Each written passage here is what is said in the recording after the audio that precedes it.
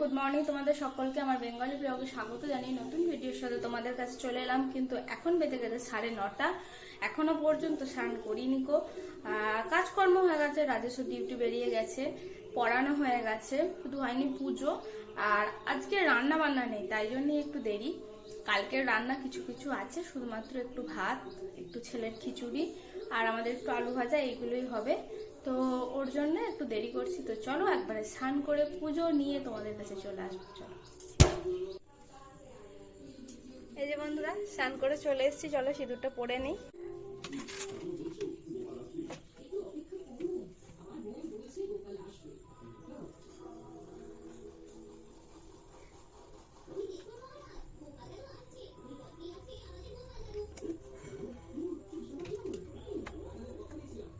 সিঁদুর পরা হয়ে গেছে, ঠোঁটে লাগাচ্ছে ভেজলিন। ভেজলিন একটু লাগাতেই হবে, না হলে আমার থাকা যায় না, আমি থাকতে পারি না। কি গরম, কি শীত, কি বর্ষা, ভেজলিন আমার ভরসা, এই হচ্ছে ব্যাপার। তো চলো, সিঁদুর পরে একদম রেডি হয়ে নিয়েছে, এবার করবো পুজো। আজকে একদম স্নান করে, আর মা একটু আলুটা চাপিয়ে দিচ্ছে, দেরি হয়ে যাবে না হলে। আর একটা জিনিস তোমাদের দেখাই, চলো। টিভিটা চলছে, তো বুঝতে পারবে না। চলো তোমাদের দেখাই ঠাকুর ঘরের লুকটা, তোমরা শুধু দেখো, ঠিক আছে? এই যে একদম ঠাকুর ঘর নতুন ভাবে করে ফেলেছি আমরা। এই যে দেখতে পেয়েছো, আমি ওটা অনেক দিন ধরেই ভাবছি যে ঠাকুর ঘরটা এরকম সুন্দরভাবে একটু করার চেষ্টা করব। এই যে এখানে লক্ষ্মীর হাঁড়িটা তুলে দেওয়া হয়েছে, আর এদিকে এটা ব্যবস্থা করা হয়েছে, ব্যাস।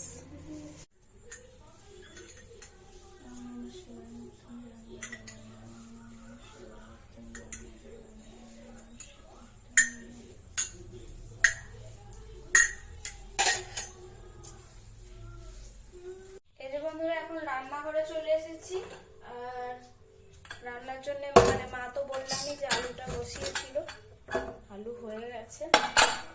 রান্না বান্না সেরম ভাবে কিছু হবে না, কিন্তু হবে।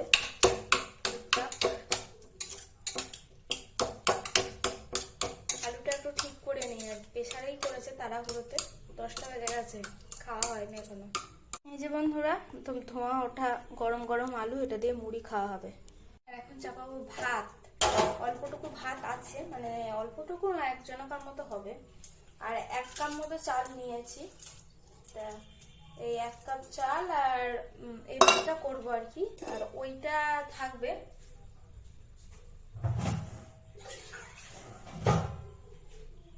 এটা হয়ে গেলে, এটা তো আমি প্রেসারেই চাপিয়ে দেবো।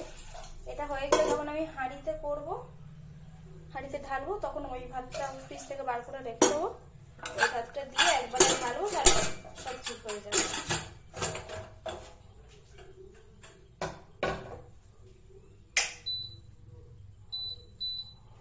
তারপরে দিয়েছি ইন্ডাকশন। তো চলো মুড়ি টুড়ি খেয়ে আসছি। এই যে বন্ধুরা, একবারে রান্না বান্না নিয়ে চলে এসেছি। আজকে সেরকম তো কিছুই রান্না করিনি, তোমাদের আগেই বলেছি। যে এখানে ভাত, এটা আছে কালকের পায়েস, আলু পোস্ত একটু ছিল, গরম করলাম, ভেজ ডাল ছিল গরম করে, আর সঙ্গে হচ্ছে চুনো আর চিংড়ি মাছ ভাজা। এই মাছ ডার্কে মাছ, এই মাছটা কিন্তু খুব টেস্টি হয়। যাই হোক, এটা ভাজা হয়েছে, এটা এখন ভাজলাম। আমার ছেলে কোথায় উঠেছে, উঠে দাঁড়িয়ে দাঁড়িয়ে কি করছে দেখ। চলো বন্ধুরা, আমরা খাওয়া দাওয়া করে নিই, তারপর আবার আসছি। বন্ধুরা, এখন রান্নাঘরে প্রচুর বাসন আছে, আর মিক্সিতে করছি গুঁড়ো। কি গুঁড়ো না, চকস গুঁড়ো। চকসটা মানে ছেলেটা না ওইভাবে খেতে চায় না। চকসটা ওই যেভাবে দুধে ভিজিয়ে খায়, ওইভাবে খেতে চায় না। তো একমাত্র খাবে কি এরকম, মানে শুকনো এরকম, যেগুলো শুকনো এরকম, এই যে শুকনো, এই যে এরকম, এগুলো নিয়ে খাবে। কিন্তু ওই এই যে দুধে ভিজিয়ে দেবো, আর খাতে চাইবে না, খুব বদমাইশি করে। ওই জন্য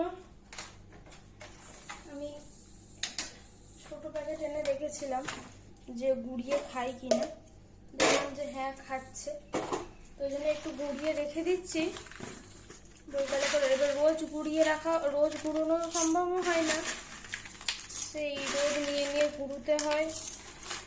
তার থেকে কিছু কোটোয় ঢেলে রাখলাম, আর কিছুটা গুঁড়িয়ে একটা কোটোয় রেখে দেবো, নিয়ে নিয়ে ওকে বৈকালে দেওয়া যাবে। খাবে, কিন্তু ওই গুঁড়িয়ে দুধের সাথে দিতে হবে, এমনিতে খাবে না কো।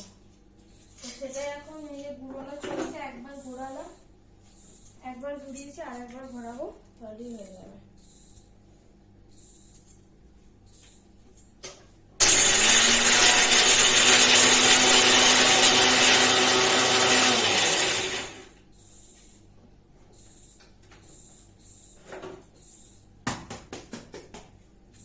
চলো ঘুরে নিয়ে, দেখো প্রচুর বাসন আছে এখন এখানে।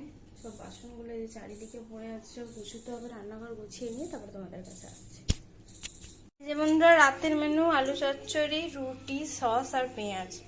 তো বন্ধুরা, আজকের মতো ভিডিও এখানেই শেষ করে দিয়েছি। ভিডিও যদি কিছু ভালো লেগে থাকে প্লিজ একটা লাইক করো, শেয়ার করো, কমেন্ট করতে ভুলো না। আজকের মতো টাটা, গুড নাইট, সবাই ভালো থেকো, সেফ থেকো, সুস্থ থেকো, বাই।